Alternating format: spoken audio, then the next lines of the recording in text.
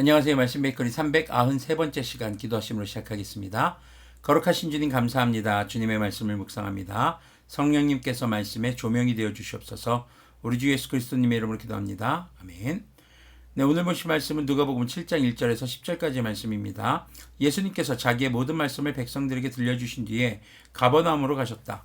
어떤 백부장의 종이 병들어 거의 죽게 되었는데 그의 주인에게 소중한 종이었다. 그 백부장이 예수님의 소문을 듣고 유대 사람들의 장로들을 예수님께 보내어 그에게 청하기를 와서 자기의 종을 낫게 해달라고 하였다.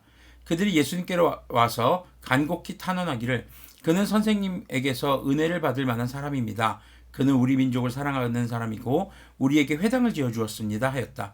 예수님께서 그들과 함께 가셨다. 예수님께서 백부장의 집에서 그리 멀지 않은 곳에 이르렀을 때에 백부장은 친구들을 보내어 예수님께 이렇게 아뢰게 하였다.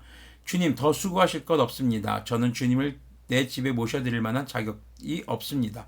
그래서 내가 주님께로 나올 엄두도 내지 못 냈습니다. 그저 말씀만 하셔서 내 종을 낫게 해주십시오. 나도 상관을 모시는 사람이고 내 밑에도 병사들이 있어서 내가 이 사람대로 가라고 하면 가고 저 사람대로 오라고 하면 옵니다. 또 내 종대로 이것을 하라고 하면 합니다. 예수님께서 이 말을 들으시고 그를 놀랍게 여기시어 돌아서서 자기를 따라오는 무리에게 말씀하셨다. 내가 너희에게 말한다. 나는 이스라엘 사람 가운데서 아직 이런 믿음을 본 일이 없다.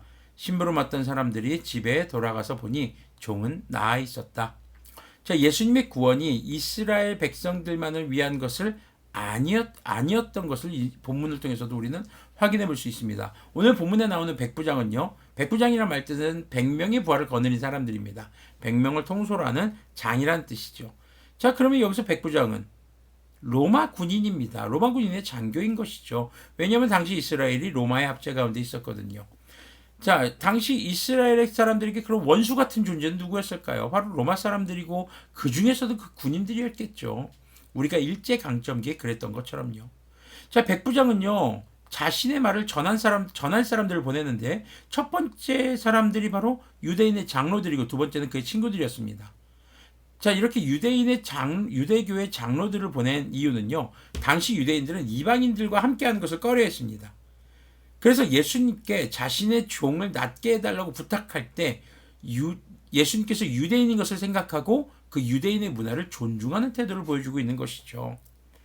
자, 특히 백부장은요, 이 장로들의 증언에 따르면 지금 지배를 받고 있는 이스라엘 사람들, 유대인들을 아끼고 사랑하고 그들을 위해서 회당도 지어줬던 그런 선행들을 베푼 것으로 보여집니다.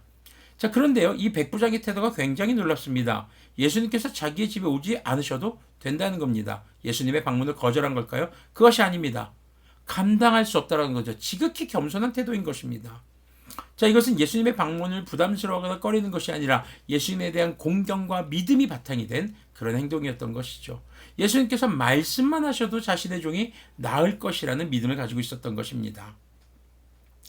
자, 그는 예수님의 권세를 믿었고 그 말씀의 능력을 믿었습니다.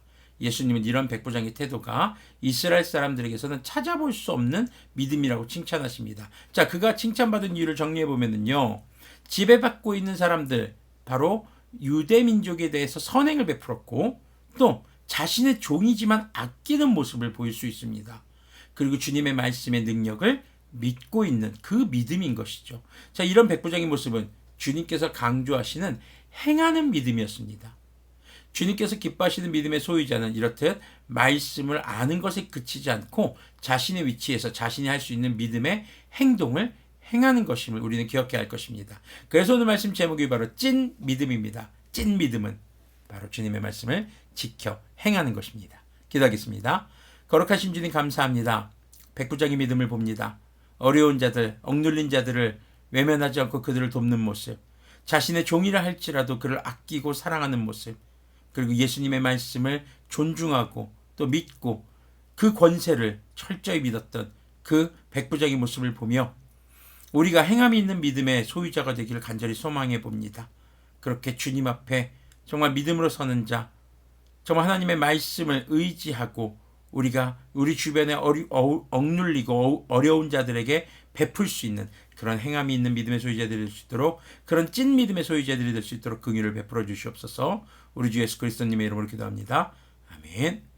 네, 오늘도 주님의 말씀을 읽고 듣고 배우는 것에 그치지 않고 행하는 믿음을 통해 찐 믿음의 소유자가 되기를 소망합니다.